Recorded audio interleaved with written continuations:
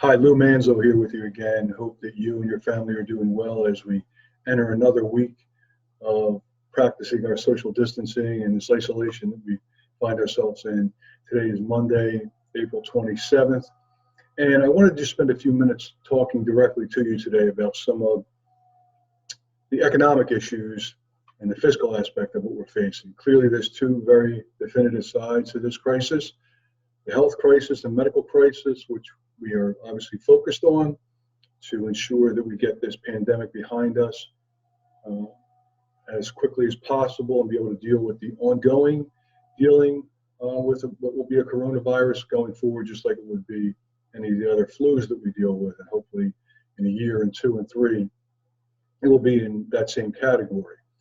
But there is the other side of the coin, which is the economy, and all of us who are dealing with the ramifications of all of the governmental directions that we are under and following so far in reference to this pandemic.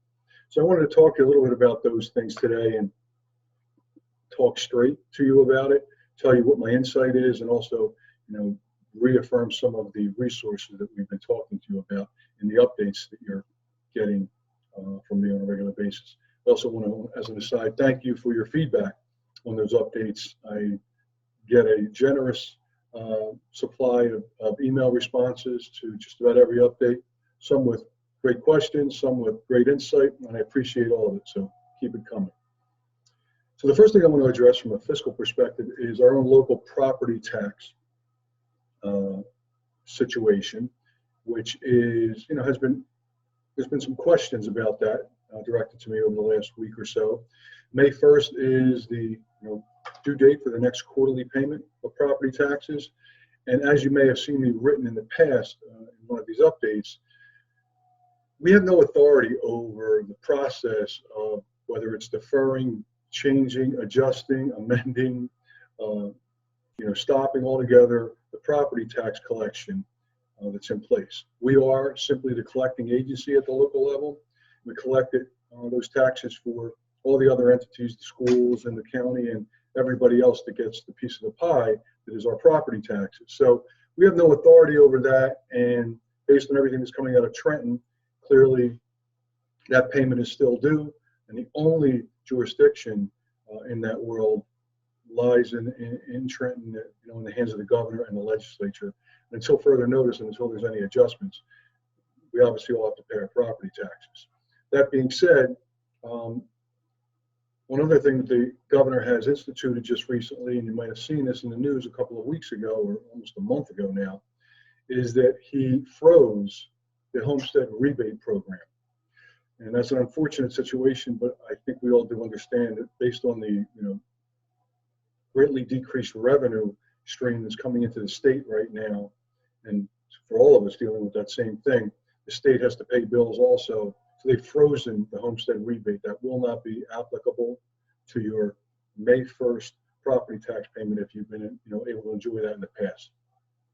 And for the actual logistics of paying property taxes, I've written in my updates that our offices, though closed to the public, are still functioning completely. So therefore, the tax collector's office is open for receiving payments. They can be made online like they always have been. And if you prefer to do that in person, you'll be forced to use the drop box right at the front door of the municipal building. That drop box is checked on a daily basis, and payments are posted on a daily basis, and you can check on that right online and see that it's paid. If you do want a hard copy receipt mailed to you, be sure to put a self-addressed stamped envelope in with your payment, and then we will mail you one directly. If not, you can check it online. So that's everything to do with property taxes. The federal stimulus package, which we've all heard a lot about, they just last week, at the end of the week, passed another phase of that, almost $500 billion additionally being rolled out through the Small Business Association. It's funding that extra unemployment check, the payment protection plan that's in place. So we've heard about all of these different aspects of that plan. And I do know that many of you, in talking to you, are frustrated over that, whether you're a business owner and not getting feedback on the state and status of your application, or whether just not being eligible and so forth. And I greatly understand what you're dealing with. I'm here just to tell you that you need to leverage the assets that are in place and the resources that we have in place. And as I said repeatedly in my updates, that's our county economic development office under Tom Bianco's leadership.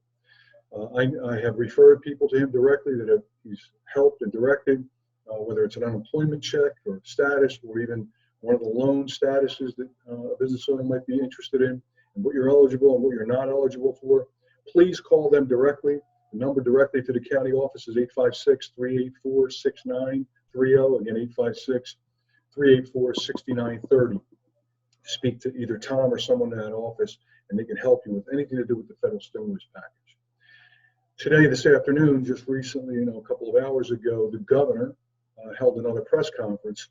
He held one at the end of last week where he gave a broad stroke of what reopening would look like. Didn't really give too much detail, though today didn't give any more real definition. There's a honing in that's going on here. We're seeing that everywhere. And let's face it, we all know this is a very fluid situation that almost changes on a daily basis. So we can expect that those things will change on a daily basis. And what we need to do is stay focused on what we know is going to happen at some point. We just can't define exactly when. So specifically, what the governor said today was the May 15 date has been put out there as, pushing back to where all of these protocols and restrictions are in place, and that will be reevaluated on May 15th. There is the expectation that there'll be an extension based on what we're seeing happening medically and with the curve being flattened and so forth, and that could go until the end of the month. But on May 15th, there'll be, between now and then, more of a definitive commentary on what's going to happen in schools. Definitely will not be addressed as far as whether they will open again until May 15th. So I want us to just be realistic and stay focused on the fact that that's what's happening.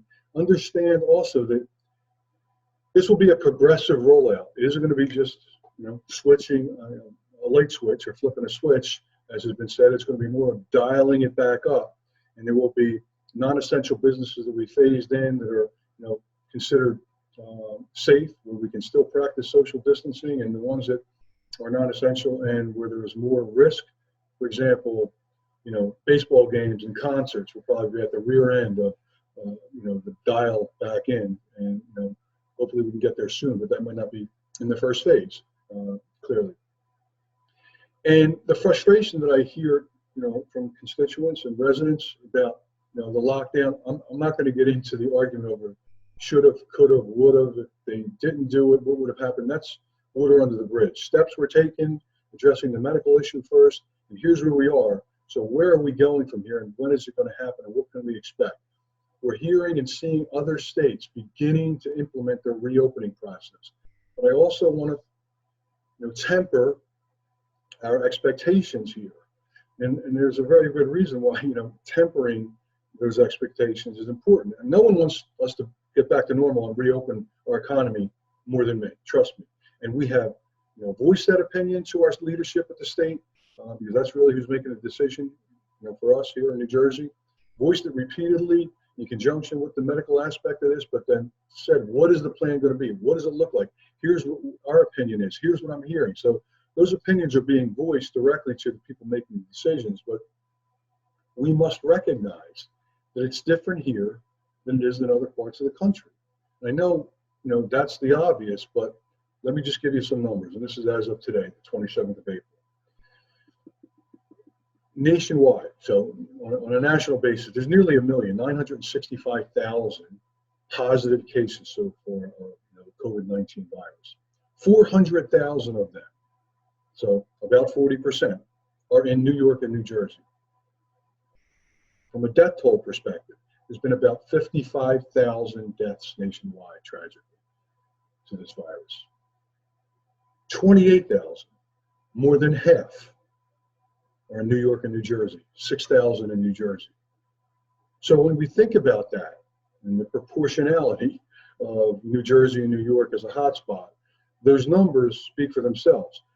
So let me give you a little more insight. The number 25 state, ranked, unfortunately, based on these numbers and deaths and cases being the numbers I'm talking about, Mississippi's ranked number 25.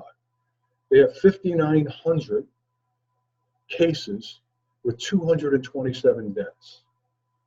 So the number 25 state, halfway down, and obviously everything else is less than that, has less cases than we have deaths just in New Jersey. So that, I think, you really need to let that sink in. Pictures, speak louder than words. This is the United States. There are the hot spots. We see that we are up here in the, under the big red hot spot, and we look down in the Mississippi area down here, we can see obviously less. And if you look at the rest of the country, again, that picture speaks for itself, doesn't it? New Jersey, New York will not roll out as quickly as Montana and, Iowa and Kansas. So we need to keep that in mind and understand why that is. It's important in these next couple of weeks, especially, that we remain diligent, stay the course of our social distancing practices. They are working. It is frustrating. I know about the economics of it, but we have to be just diligent now and make sure that we, going into this week, we deal with the fact that these numbers are going to rise probably a little bit here in South Jersey this week, hopefully start to tail off by next week. We get into May, mid-May, everything changes quickly. So how we emerge from this has a lot to do with what we do in these next couple of weeks. We will emerge from this. I'm asking you to remain diligent, remain focused, keep in mind what the picture of that map looks like. And together, we will get through this. I know it's not a pretty picture economically for all of us to deal with, but we will deal with it because we don't have a choice. But let's make sure that we can get to it as soon as we can. And that's based on how diligent we are in these next few weeks. So be patient, be strong, be Harrison strong. I'll see you soon.